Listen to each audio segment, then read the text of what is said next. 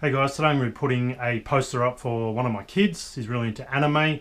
I got these large poster frames from Kmart for $18. They come in black or white. They weigh about 3 kilos because this is Perspex, not glass, so it's good. They're pretty light. I'm going to be using these bear claws to hang them up. No need to put them into the studs. We can just put it straight into the plasterboard. Here's one I did earlier. Let's get into it. We're going to mark out where we want it on the wall.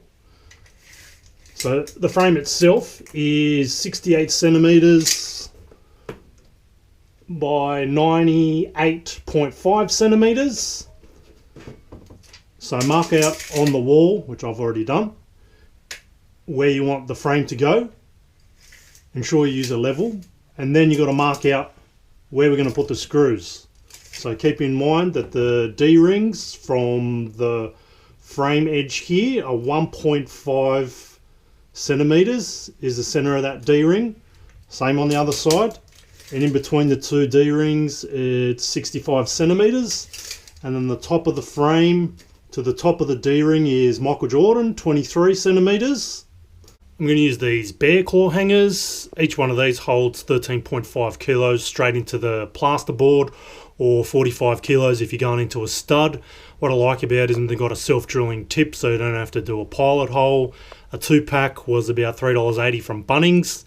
If you buy more, they're obviously a bit cheaper. I think they come in packs of like 4, 6, 10, something like that anyway.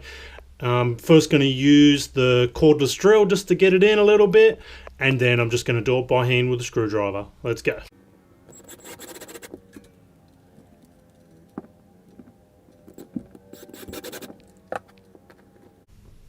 Well, let's take the masking tape off, eh?